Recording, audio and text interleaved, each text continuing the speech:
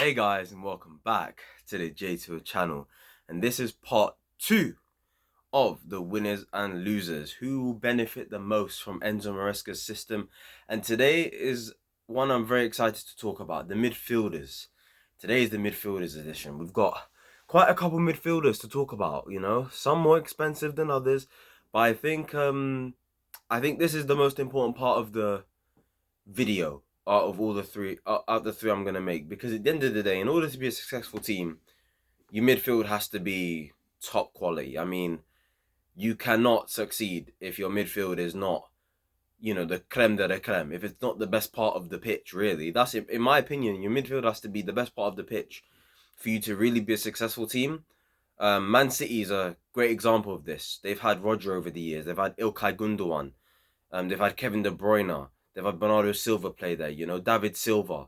Under the Pep era, the midfield has always been Manchester City's best part of the team. They've now got Kovacic and players like that. So, when we won the Champions League in 2021, people say the defense was the best part of our team, and it probably was. But the midfield wasn't too far behind with Jorginho and Kovacic. Real Madrid winning the Champions League. When they've got players like Valverde, Camavinga, Tchouaméni, Kroos, Modric, the best part of Real Madrid's team is the midfield. And that's not just in the present, that's also going to be in the future. Well, now that Mbappe is going to Madrid, maybe the attack is probably the best. But my point is, in order to be a successful team, your midfield has to be the creme de la creme. You can low-key have a mediocre attack and still win. You can. You low-key can, But you cannot have a mediocre midfield. Your midfield has to be top quality. And I believe under Enzo Maresca, we have the midfielders to do that. Look, in an Enzo Maresca system, you need midfielders that are technically supreme, technically gifted, guys that are comfortable on the ball, guys that are press resistant, guys that are comfortable receiving the ball under pressure, guys who's got energy, bursts of energy in midfield. You got to have that balance of, like, maybe you've got one player who doesn't. Let's take Real Madrid, for example. I believe we have something similar, I would say, to Real Madrid, potentially, if this blossoms. When you look at their midfield, for example, right, you've got a Toni Kroos who, if you was to say what's his weakness, it's running. The guy doesn't want to run.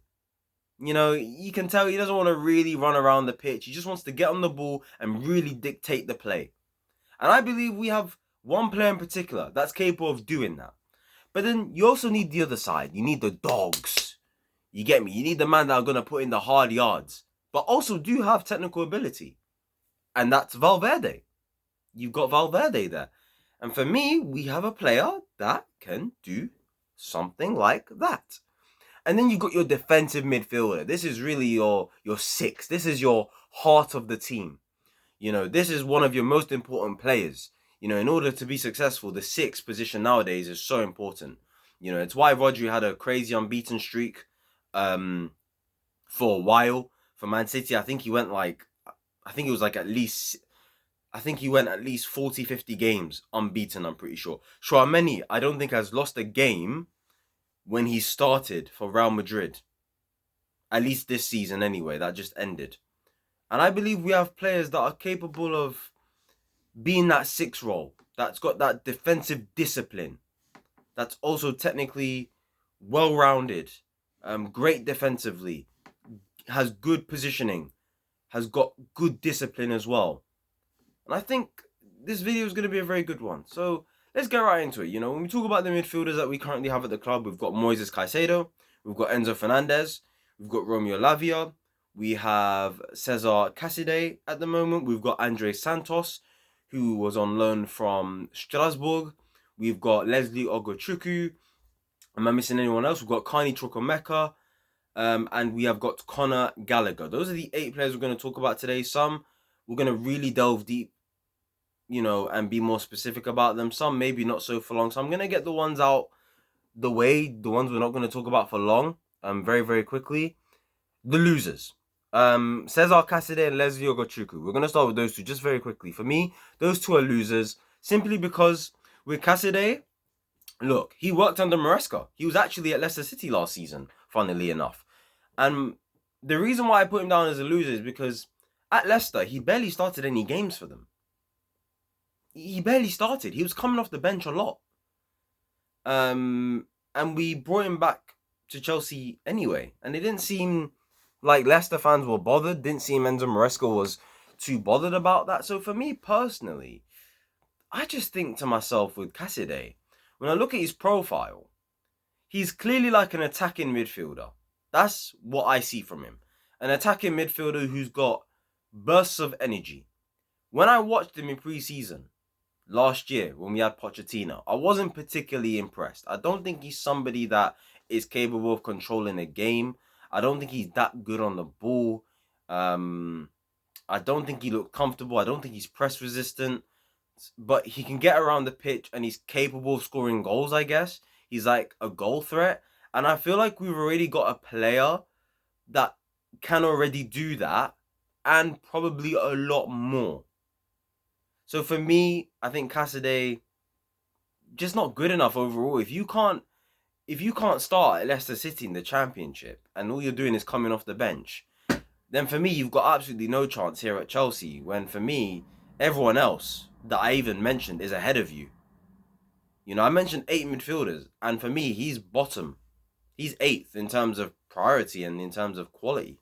So for me, he's a loser. And Leslie Okachuku is a loser for me simply because I think, one, his profile, again, I don't think it suits the football that we play. For me, he's a proper defensive midfielder. Like, he's a real, like, 6 in it. Like, I think he's one of those 6s that's like a no-nonsense 6. That's like, defensively, he's got you. He's physically, he's there. He's very powerful. He's strong. He can get stuck in. But on the ball, there's nothing creative. There's nothing special. He's one of those players that maybe keeps it simple. A bit like Paulina at Fulham, you know, in my opinion. So clearly, defensively as a 6, fantastic. And has got great potential, in my opinion. But on the ball as a 6, I don't think it's what Enzo Maresca needs. And I think that we've got better players that can do that 6 role anyway, in my opinion. So yeah, those two out the way, done. Now, I want to get into a player like Andre Santos. Andre Santos, for me, is a winner in this case. Now, for me, this is a very talented player. Brazilian international, I think he's 20 years old. He's actually one of the first few young like prospects we really brought in. And I can't lie, last season at pre-season, whilst I wasn't impressed with Caicedo, I was really impressed with Andre Santos. This is a player that is versatile in midfield. He can play 6 and he can play the 10. He can play 6 and an 8. So he can play as a box-to-box midfielder, or you can ask him to be that defensive midfielder to receive the ball from the centre-backs and maybe control the play. He's very technical. He's comfortable on the ball. He can dribble. He can pass. He's press resistant. He had a very good loan at Strasbourg last season. I'm pretty sure he won their Player of the Month back-to-back at one stage. So for me personally, there's a very good player there. And I think if someone like a Conor Gallagher is going to leave the football club, whether it's this season or next season, whenever, we'll get to him later.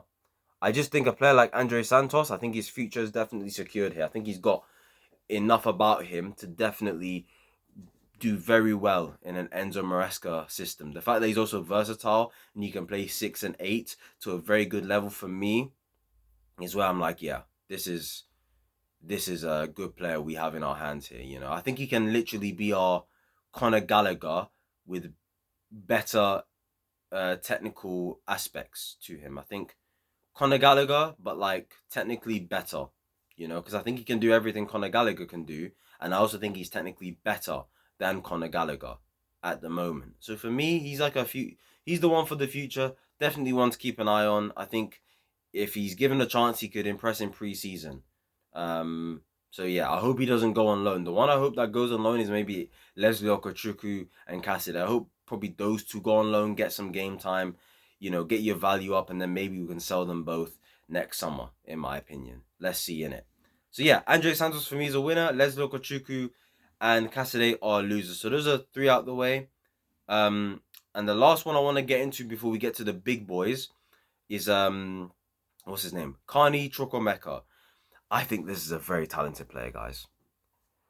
When we brought him in the ownership's first transfer window, when they came in originally, I didn't know much about him. But when I did my research, when I saw a couple comps, and even when I watched him for the first time, I said, yo, guys, this is a very good player.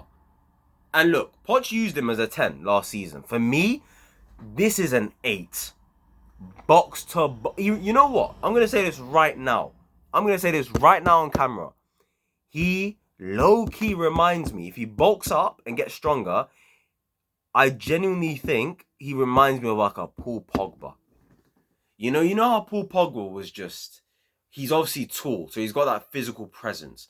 But he's strong. He's quick. He can dribble. He can pass. He can score goals. He can do box-to-box. I believe Carney Chukwuemeka is capable of doing all those things. I think he brings absolutely everything you need as an 8. I think he is a dream Maresca player. I honest to God think, guys, he could cook some serious food under this manager, man. For me, the guy can dribble. His link-up play is top. Yeah? Passing, brilliant. Box to box. Bags of energy. Comfortable on the ball. Doesn't matter whether he receives it with his back turned to goal or whether he's receiving it and he has to maybe control the tempo.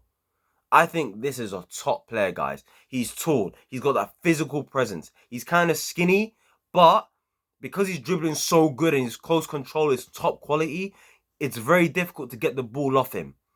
You know, this is for me a low-key, like a Paul Pogba region. I hope it is, because, guys, this is a top player, man.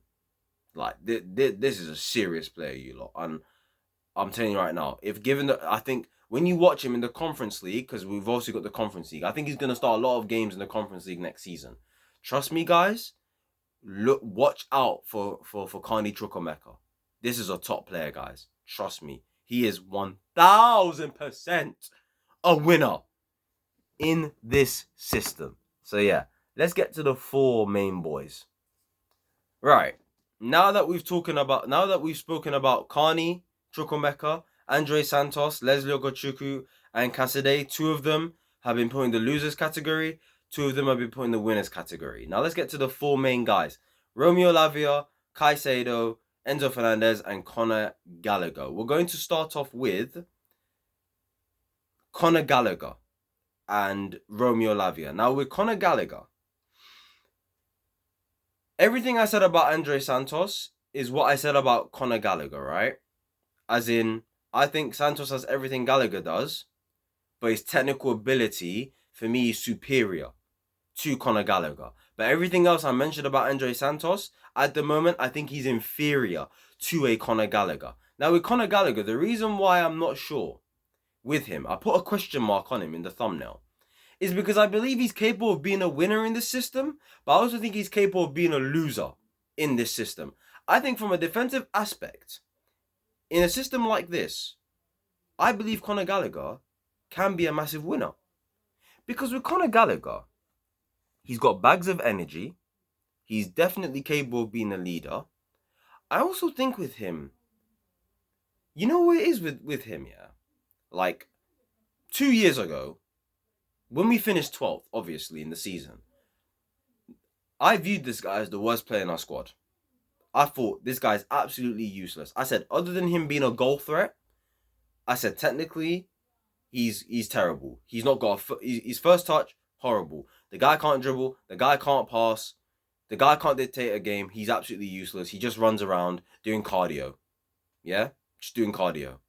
I proper disrespected him because I thought, this guy's our worst player in the whole Chelsea squad. Last season, you know what? He proved me wrong. Technically, he is better than I thought. Still not to the standards, still not to the level that I need it to be. But technically, I will give him more respect than I have before. He is a lot better than I thought. He's still got that goal threat. He still works very, very hard. And I think that can genuinely benefit him in an Enzo Maresca system. But I put him in the losers category because I believe there are other players that benefit more from this system than he does. That's one. Two, technically, he's not as good as those guys. Three, the club want to sell him. The club clearly want to sell him. Whether it's this summer, in which, in my opinion, he holds the cards. If Conor Gallagher doesn't want to go, he's not going to go. He's not going to go. So for me, I can see a scenario where he actually doesn't leave this season, this upcoming season. We actually give him a new contract, but we still sell him in the future. So I think Gallagher is somebody that will go. Whether it's this season or next season, I think he will go. And that's why I'm like 50-50, and I've put a question mark on it, because I think he's got qualities that put him in the winners category, but I also think there's part of a game that puts him in the losers category, and I think the way the squad has been built, I don't think benefits him. So I think depending on injuries, depending on fitness of other players, we need to really see whether Conor Gallagher will benefit off Enzo in an Enzo Maresca system. I think he can, because I think he's got loads of energy. I think he's a goal threat. He can run around. He's got decent defensive discipline. He gives away a lot of fouls, to be fair. He's good at pressing. And look, in an Enzo Maresca system, pressing is important. And Conor Gallagher, whether we like it or not, this guy is one of the best players off the ball when it comes to pressing. The guy can press. And in an Enzo Maresca system, you need that. So I think it's up to you guys. In your opinion, do you think he's a winner? Do you think he's a loser? Tell me your thoughts, because I think it could genuinely be both. So yeah, I'm going to leave that one there for now. Romeo Lavia, big winner. Now, when I was talking about the Real Madrid, the Tchouaménis, that defensive six, Lavia, if fit, is going to play a lot of games next season. What I think benefits him compared to Enzo and Caicedo is that he's actually a six. Caicedo and Enzo Fernández are not sixes. They can play there and they can do well, but they're not actually a six. For me, they're both eights. And in this system, you need a six. Unless you're planning on playing a double pivot of Caicedo and Enzo, then for me, in a 4-3-3, you need a six. And that's where Lavia comes in. He is that six. He's tall. He's strong. He's got that physical presence. He's absolutely fantastic on the ball. One of his best performances, if you haven't watched it, go watch a comp of his game against Arsenal the year Southampton got relegated in that 3-3 game. He was absolutely sensational. He displayed everything that you want in a six. Great awareness. Great defensive awareness. Fantastic positioning. Comfortable on the ball. The guy got pressed by 2-3 guys. Bro, man drops the shoulder. See you later. He progresses the ball forward. The guy can dribble. The guy can pass. The guy's comfortable on the ball. The guy doesn't mind receiving it with his back turned to goal. He's absolutely fantastic. And we spent a lot of money on him. And I think there's so much to his game as a six. I think defensively, he's got the attributes you need. And then on the ball, the fact that he's press resistant, the fact that, he can pass, he has a good first touch and he's intelligent. His awareness is key. His discipline is top level. The guy barely gets yellow cards. For me, top player. This is somebody that's definitely going to benefit off the system. Now, let's get to the two. And obviously, he is a winner. So, Lavia is a winner. Let's get to the two biggest winners for me. Enzo Fernández and Moises Caicedo. Moises Caicedo, first of all. I think Moises Caicedo can be used in all different types of ways. I genuinely think out of all the midfielders we have, I think he's the most complete, just because I believe he can play the number 6 role to a high level. I think he can play as a number 8 to a high level. And believe it or not, in a system where maybe a fullback inverting means a midfielder goes up high and impacts what happens in the final third, I think Caicedo can play that real advanced 8, maybe even a 10 role to a high level compared to Enzo. And I believe that's the difference between them two. I think Enzo Fernández can play as a number 6 to a high level, but I think it depends on the opposition you play against. I think in general, Enzo Fernández can play as an 8 just to a world-class level, like top, but not really as a number 10. I'm not liking, Poch played him as a number 10 at times last season and left Caicedo to die. Didn't like the way he was playing, and that's not his game. Enzo's game is like, you think about Toni Kroos. When I talked about earlier, Real Madrid, I believe we have a player that can emulate Toni Kroos's game, and I believe we have a player that can emulate Valverde's game. I think Caicedo can emulate Valverde's game, and I think Enzo Fernández can emulate Toni Kroos's game. Enzo Fernández doesn't like running, just like Toni Kroos. They both don't like running, but what do they both like to do? They like to dictate the play. They want as many touches on the ball as possible. They want to dictate how the game goes. They want the game to run through them. That's why Real Madrid was so successful last season, because Toni Kroos has the most touches, and his impact is the most important. His presence is felt the most on that pitch because everything goes through him. He is the link between the defense and the attack, and I believe Enzo Fernández is that guy where he can be the link between the defense and the attack. If you want to get the best out of Enzo Fernández, for me in this system, if a Cucurella or a Reece James inverts, or we have a scenario where they both invert, and you say, out of Caicedo and Enzo Fernández, who do I want there next to them? It's Enzo Fernández. Because Enzo Fernández is a control freak. Caicedo can do it, but Caicedo's passing range is not greater than Enzo Fernández's. So for that reason, Enzo Fernández needs to be there because it gets the best out of him 100%. Whilst with Caicedo, I think there's other ways you can get the best out of Caicedo. With Enzo Fernández, I'm not saying he's limited, but I believe if this is the way you get the best out of him. I don't think you get the best out of him by pushing him up the pitch when we're in build-up. No. I believe Caicedo, you still get the best out of Caicedo when he's up the pitch whilst we're building out from the back. With Enzo, him building out from the back, him being our orchestra, our control freak, the one running the game, the one being the link between the defense and the attack, the one controlling things, telling people where to go, being that leader in a way. For me, broski, Enzo Fernández is that fucking guy. And I believe if he plays on that pitch, bro, he's going to have the most passes completed. He's going to have the most touches of the ball. He's going to have the most key passes. He's going to have all the metrics, all the underlying metrics, all the most important stats. Enzo Fernández is going to be the top of it in terms of passing stats, touches, yeah? Pass accuracy, percentages, all of that shit, yeah? Enzo Fernández is going to go off the roof. His numbers are going to go off the scales under this manager. I cannot wait. I cannot wait. And you know what?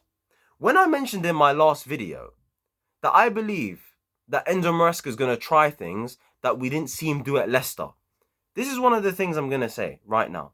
I mentioned in my last video that there could be a situation where Reece James or Gusto, as the right back, they're just told, you know what? I don't want you to invert. I don't want you being the part of the back three. I want you to attack. I want you to be part of the attack and impact the play there. And maybe Cucurella, for example, or Levi Colwill or whoever, just slots into that back three. So then you think to yourself, wait, but Enzo Maresca likes inverting fullbacks. That's something he's definitely going to do. I agree. He is going to do that. But I think because we have such I think because we have players that are versatile, and I think we have a squad full of players that are capable of being elite, and I think there's so much talent, and I think there's so much to experiment, I think next season you're going to see times where actually maybe he doesn't need to invert a fullback because he's got two players that can do the exact job that a fullback would do. Enzo Fernández and Caicedo.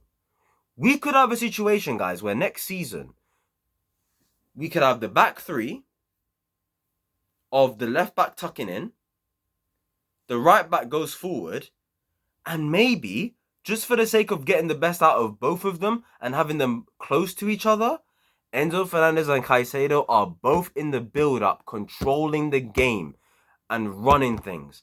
I think if that happens, Enzo Maresca is going to absolutely feast with that. And I think there's going to be times where he doesn't need to invert a fullback because guess what? He's got the damn midfielders to do what he needs them to do anyway. He's got it.